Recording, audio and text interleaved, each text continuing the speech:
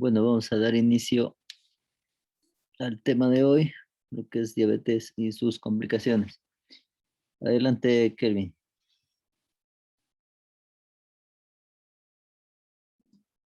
Ya, buenas noches, doctor. Buenas noches, compañeros.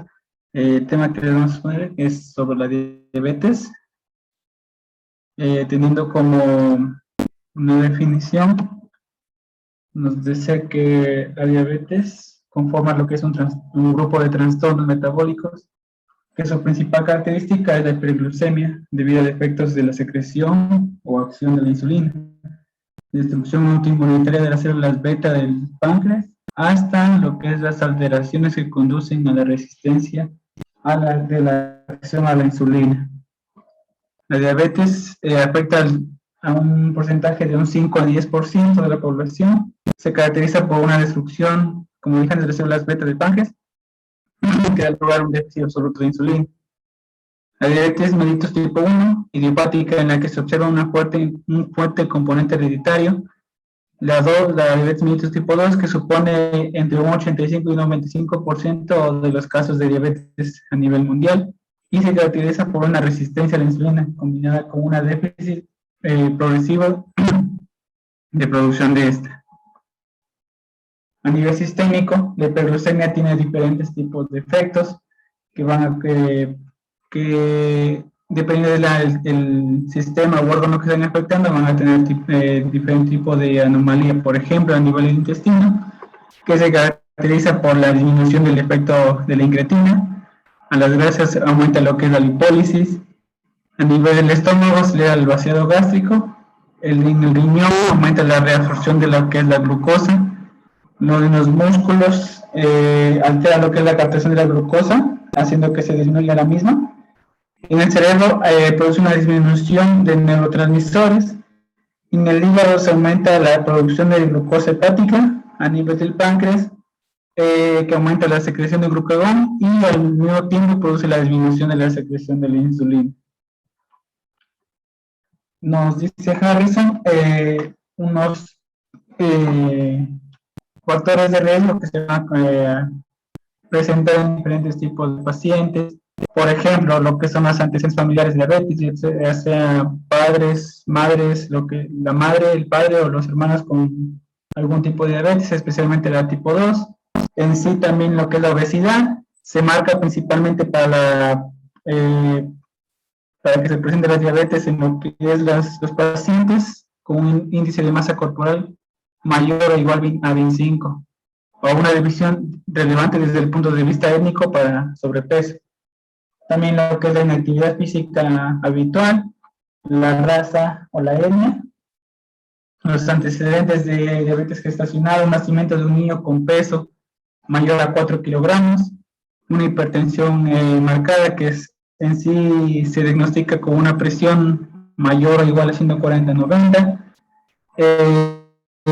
las concentraciones de colesterol, principalmente de HDL menor a 35, de triglicéridos mayor a 250, o en el caso de que se presenten ambas.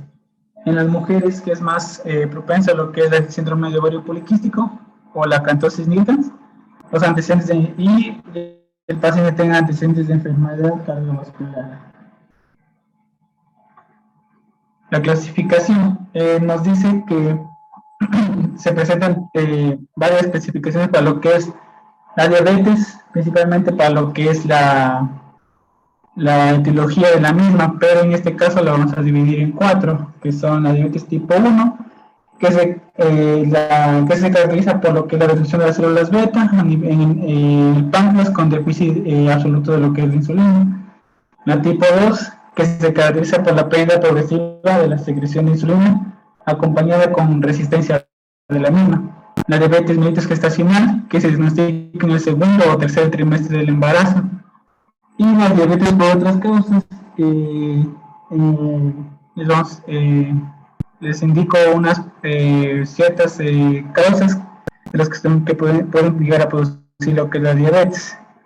Por ejemplo, nos nombra varias clasificaciones dependiendo de la tipo de etiología, fuera de lo que son la diabetes tipo 1, la 2 y la gestacional.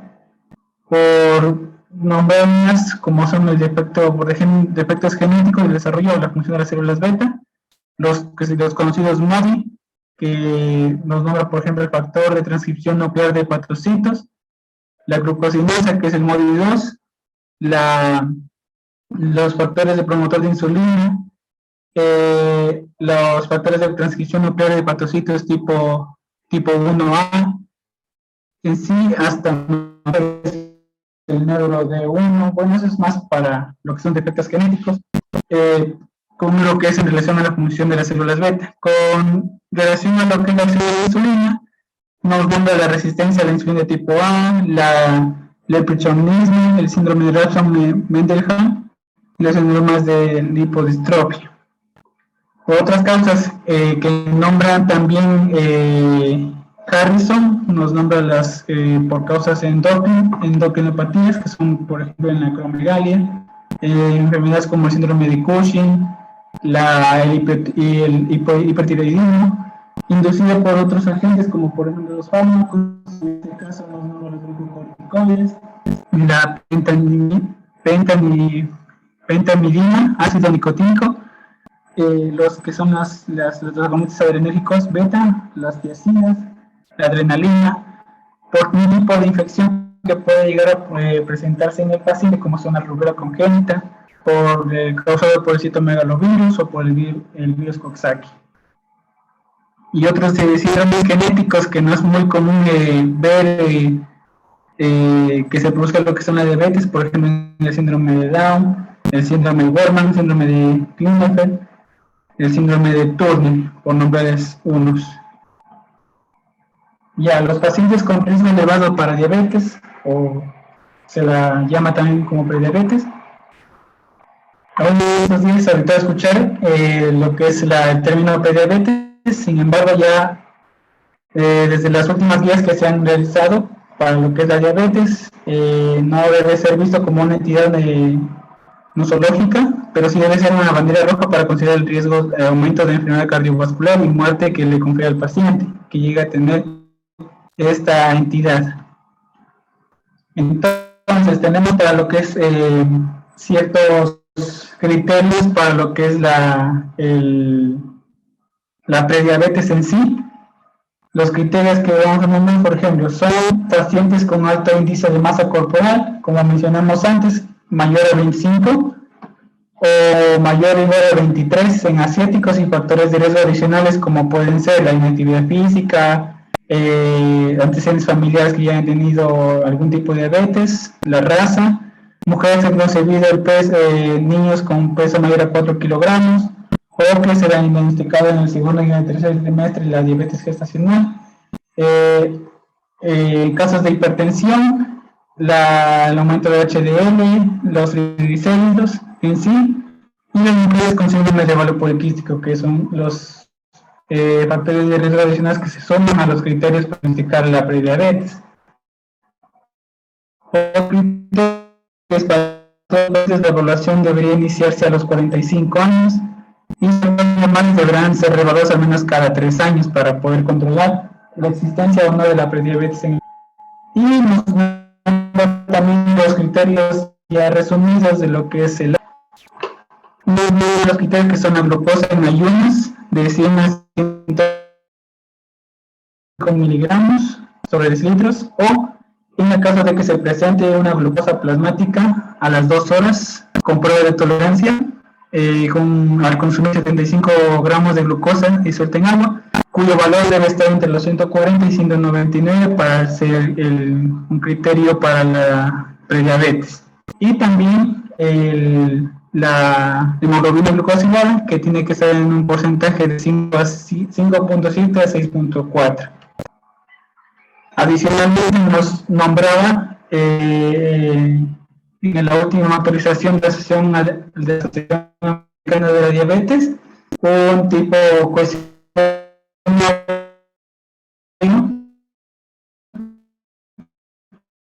que nos permite determinar respondiendo las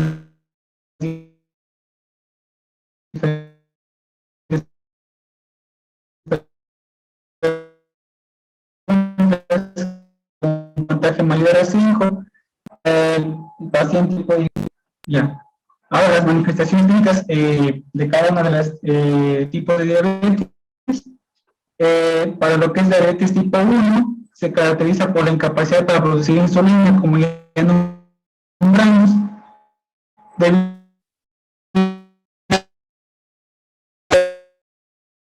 a la destrucción de las células beta del páncreas. Por lo general esto ocurre en la niñez, aunque puede desarrollarse también en adultos. Un tipo de diabetes, energía y fatiga, el apetito constante, mojar la cama y la visión borrosa, que son los síntomas que más habitualmente se encuentran en este tipo de diabetes.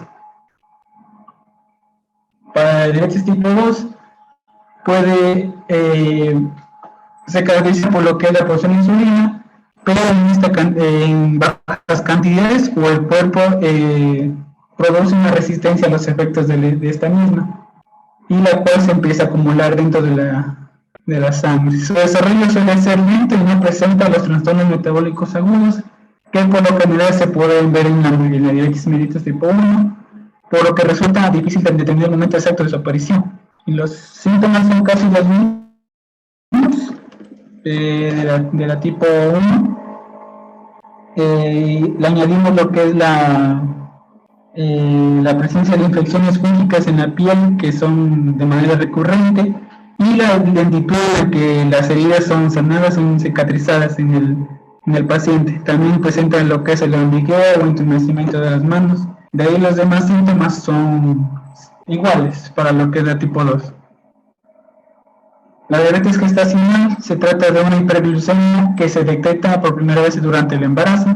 Se la clasifica como diabetes gestacional en mujeres con un nivel de glucemia ligeramente elevado, y diabetes en el embarazo, que es las mujeres con un nivel de glucemia bastante elevado, que por lo general se presenta en el segundo y en el tercer trimestre del embarazo. Para este tipo de diabetes se recomienda realizar una prueba de tolerancia a la glucosa a fin de detectar este tipo de diabetes en la semana 24 y la 28. En la mayoría de las durante el embarazo, este tipo de hiperglucemia se diagnostica como una diabetes gestacional, y su característica es de que la acción de la insulina se ve disminuida o tiene cierta resistencia a la acción de la misma por la producción de hormona en la placenta. Aunque la insulina no cruza la placenta, la glucosa sí. Esto hace que el páncreas del bebé produzca más insulina para bajar la glucemia y produciendo un exceso de energía que es almacenada como grasa. Consecuentemente, las mujeres con hiperglucemia durante el embarazo corren mayor riesgo de resultados adversos durante el embarazo, como son la hipertensión, la macrosomía fetal, y pueden convertir un parto normal en difícil y arriesgado. Los síntomas son los mismos que mencionamos, comparten la misma sintomatología, como son la visión borrosa, aumento de lo que es la sensación de sed, las fatigas, aumento de la frecuencia miccional y las náuseas y los vómitos.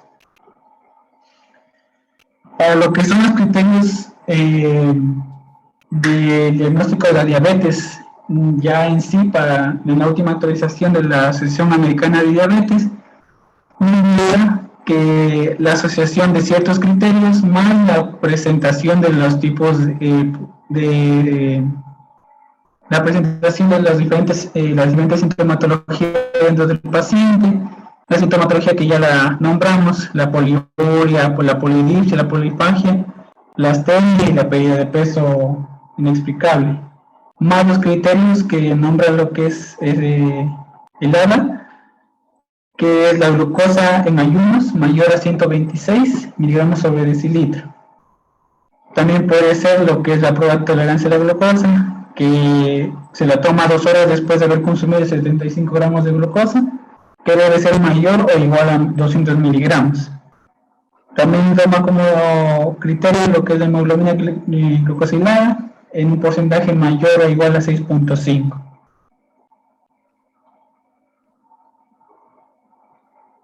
Ya lo que es el tratamiento, los objetivos de tratamiento para la diabetes, tanto para la 1 como para la 2, consiste en la eliminación de los síntomas relacionados con la hiperglucemia, eliminar o reducir las complicaciones de microangiopatía o macroangiopatía a largo plazo y permitir al paciente un estilo de vida tan normal como sea posible.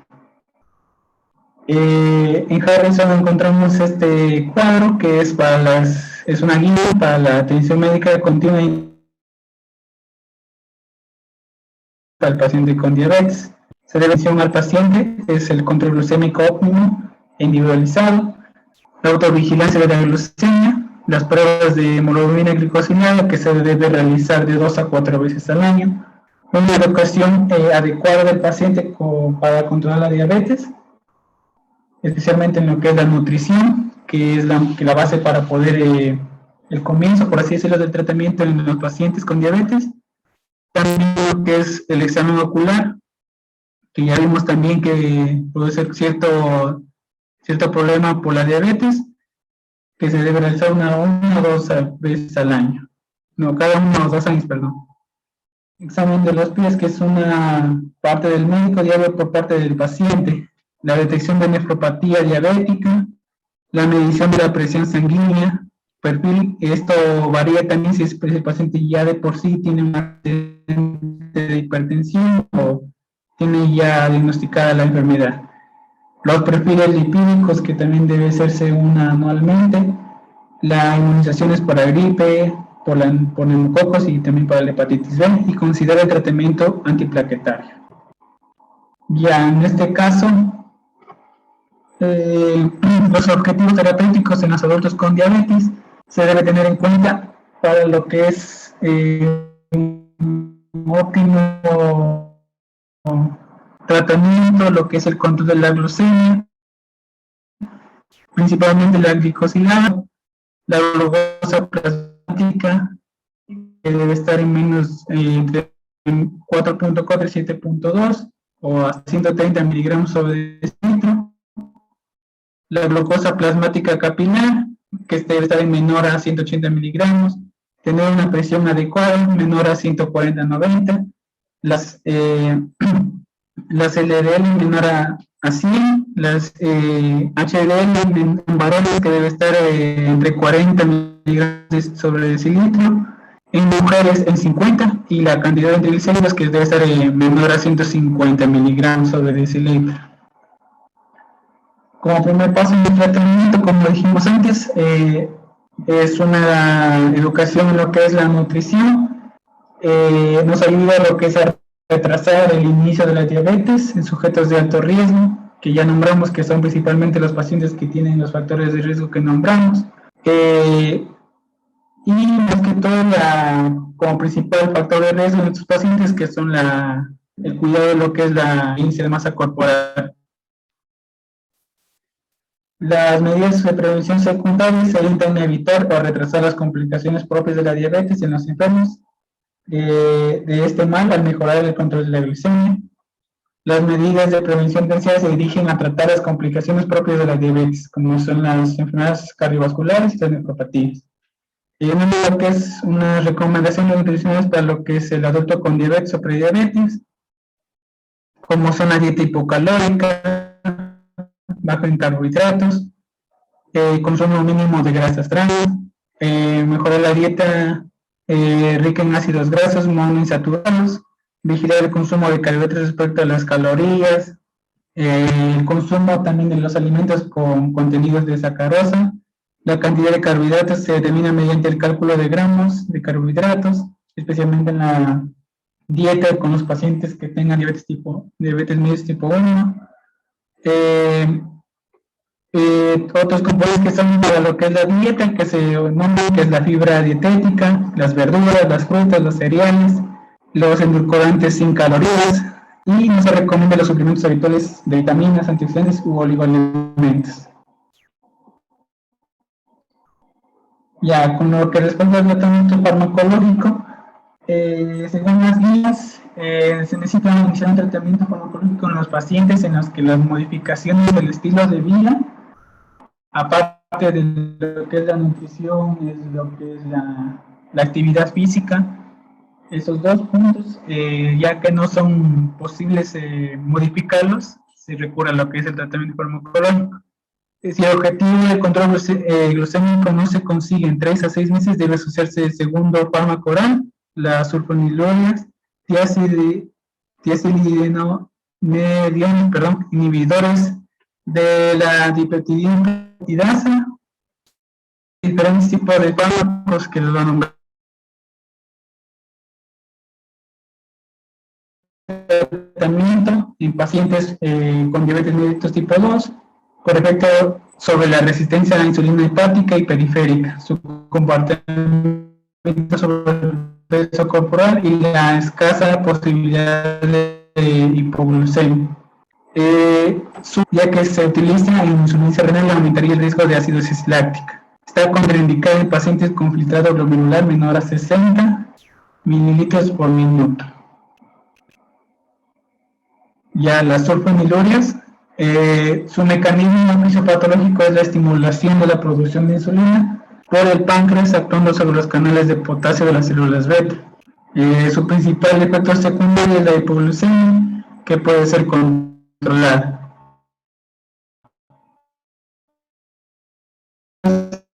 Hipoglucemia grave.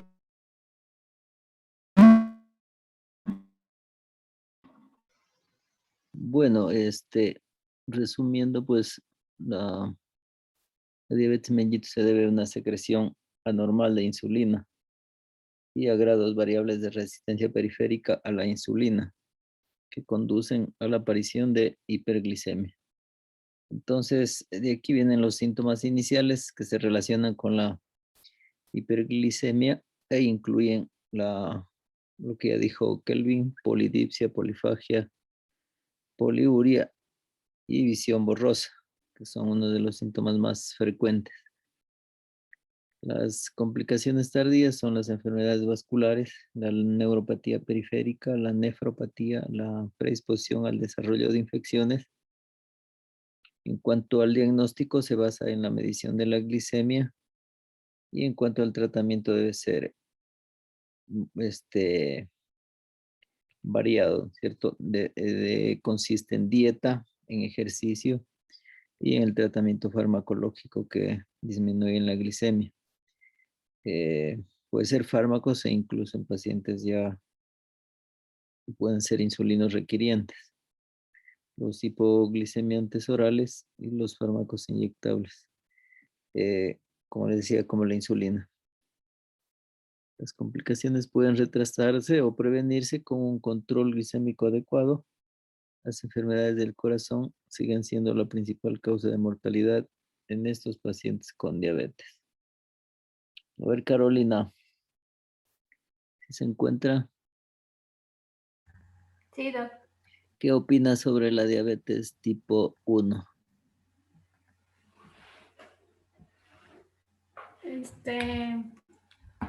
La diabetes tipo 1 se afecta el 10% más o menos del total de la población. Se debe por la destrucción de las células beta del páncreas, Ya, es decir, porque hay un déficit total de insulina. ya claro, es la ausencia de la producción de insulina en el páncreas, ¿no es cierto? Debido a la destrucción total de las células beta. Por lo general se cree en la teoría autoinmune, ¿sí? Se provoca esta Sí, y también se cree autodestrucción. que es hereditario. Ya. A ver, Ariana, Dígamelo. ¿qué más nos puede decir acerca de la etiología de la diabetes tipo 1? La etiología de la diabetes tipo 1. Claro. Bueno, esa era principalmente, decía que tenía que ver mucho con lo que es el factor genético y como ya lo mencionó, esto de la alteración autoinmune que produce la destrucción de las células beta, eso. Las complicaciones, por supuesto, en los diabéticos tipo 1 van a ser diferentes que en los de la tipo 2. Estos tienen más riesgo de hacer lo que es hipoglicemias, acidosis y eso más que en los diabéticos tipo 2, que en ellos Las complicaciones van a ser dependiendo de la cronicidad de la diabetes. Eso. Ya. Entonces, la susceptibilidad a través de los genes también, ¿no es cierto? Como ya dijo su compañera también, puede haber cierta predisposición, especialmente con el complejo mayor de histocompatibilidad, como es el HLA-DR3. El HLA-DR4 también se encuentran asociados en un 90% de pacientes con diabetes tipo 1. Los autoanticuerpos que dijimos que podía ser, son los que incluían el ácido glutámico, la descarboxilasa, la insulina y la proinsulina, que es una proteína asociada con el insulinoma. Entonces, también se cree que estas proteínas se exponen o se liberan durante el recambio normal o la lesión de las células beta. Hay varios virus también que se han asociado a este tipo de diabetes tipo 1, como el virus Coxsackie, el virus de la rubiola, el citomegalovirus, el virus de Epstein-Barr y los retrovirus. En cuanto a la diabetes tipo 2, el principal pues es la resistencia a la insulina. La secreción de insulina es inadecuada en estos pacientes por lo general, debido a que han desarrollado resistencia a esta insulina. Se cree que la resistencia hepática a la insulina inhibe la supresión de la producción de glucosa hepática y la resistencia periférica a la insulina afecta la absorción periférica de glucosa. Entonces, esta combinación da lugar a la hiperglicemia en ayunas y postprandial. Entonces, los niveles de insulina a menudo son muy altos, especialmente al principio de la enfermedad. Bueno, entonces, Kelvin, ya estamos en onda. De tratamiento farmacológico, otro grupo de fármacos que se utiliza para el tratamiento es los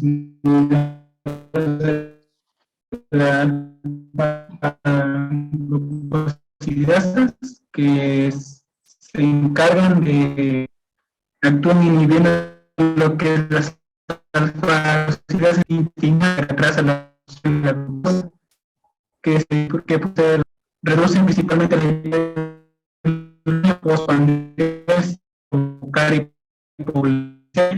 y incluyen la enzima dipeptidilpeptidasa 4, actúan inhibiendo esta enzima que degrada las hormonas denominadas incretinas, aumenta la secreción de insulina mediada por glucosa y suprimen la secreción de glucagón, con lo que reducen la producción hepática de glucosa.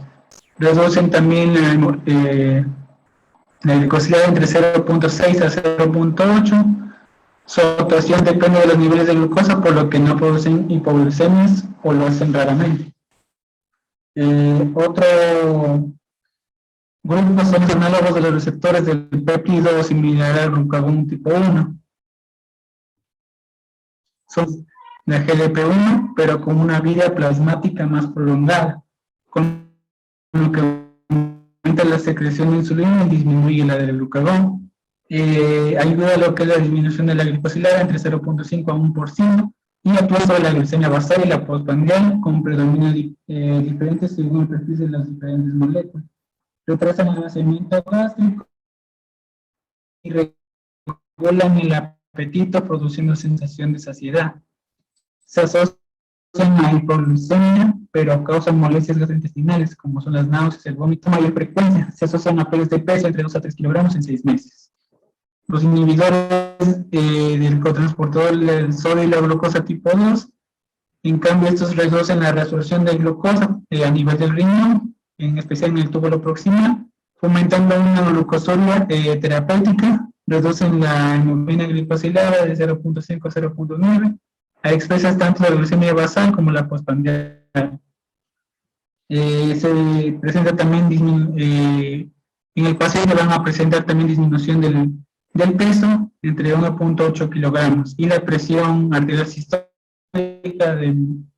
con cantidades de menos 4 a 4,45 mililitros de mercurio. En cuanto a los efectos secundarios, las infecciones urinarias y genitales fueron los más comunes en este tipo de fármacos. La incidencia de hipoglucemias es baja, aunque aumenta cuando se combinan con sulfonilureas o insulina. Para la insulina, sus indicaciones dan cuando se obtiene un control adecuado de la glucemia, a pesar de utilizar 2 o más fármacos hipoglucemiantes orales en dosis máximas.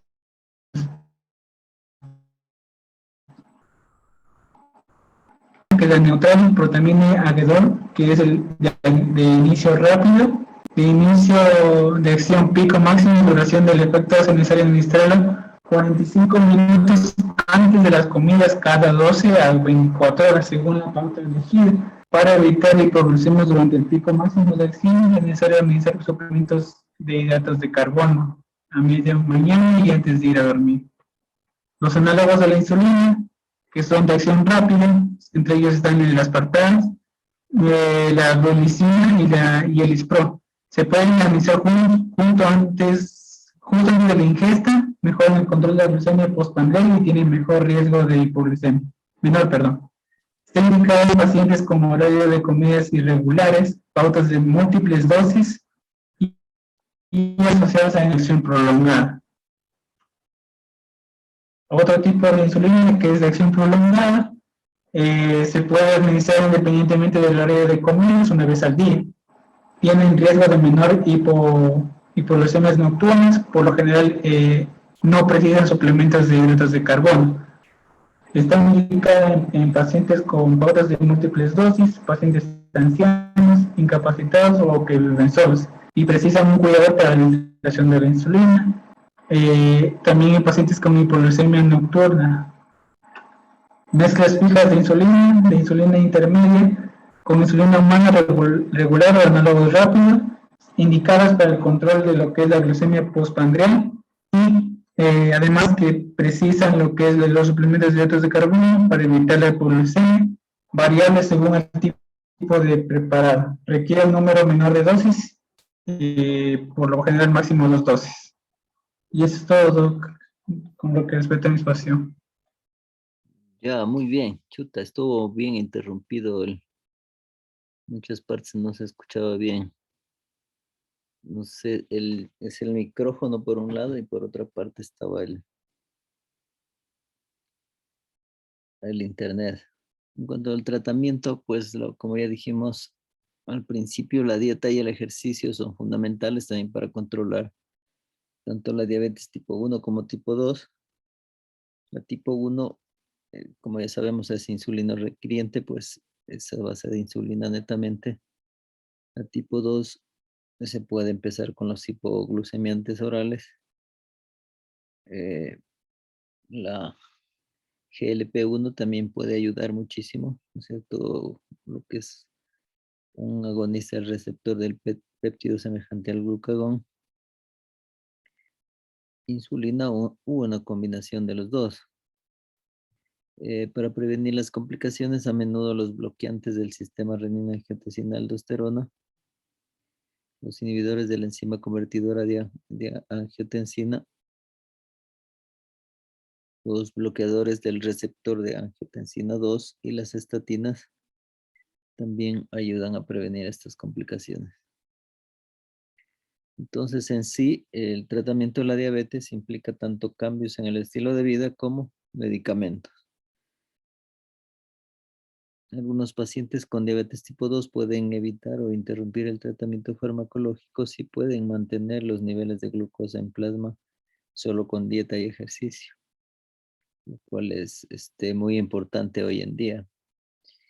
Si bien es cierto, si se maneja una buena dieta, un paciente diabético con un ejercicio leve, ¿no es cierto? Una media hora, una hora diaria es suficiente para disminuir la dosis del hipoglucemiante o disminuir la dosis de la insulina, o en pacientes leves que todavía mantienen secreciones de insulina en su páncreas, pues incluso se puede evitar la administración de medicamentos. Entonces, lo más importante, como dijimos, es la educación al paciente para evitar también las complicaciones. Si se controla, pues su glicemia va a evitar también las complicaciones. Y hay muchos otros cuidados, ¿no es cierto?, que debemos tomar en cuenta sobre el cuidado de los pies. Sí. Debe hacerse controles rutinarios, no olvidarse de eso, con exámenes de laboratorio que el diabetólogo pues le recomienda. Eh, También tenemos la parte quirúrgica, ¿no es cierto? Y muchos hablan de la cirugía metabólica, la cual es muy importante también y no se puede descartar este tipo de tratamiento debido a que sí va muy bien en ciertos pacientes. Entonces, no es que todo paciente diabético se puede realizar esta cirugía, pero sí pacientes que estén dentro de los criterios o dentro de las indicaciones de una cirugía metabólica especialmente, ¿sí? Que es lo más importante en este tipo de pacientes, que sí ayuda a controlarse, pero debe educarse, pues, y debe mantener también una dieta adecuada. Caso contrario, muchos pacientes vuelven a dilatar el estómago y se vuelve a distender y vuelven a ganar peso, ¿sí? Entonces, debe ser una valoración integral, ¿sí? Un endocrinólogo, un nutricionista, el gastroenterólogo eh, y el cirujano bariátrico, pues tienen que actuar todos ahí, si no, caso contrario, hay recidivas. Entonces, hasta ahí quedaríamos con esto de la diabetes mellitus. Mañana continuamos con el siguiente tema.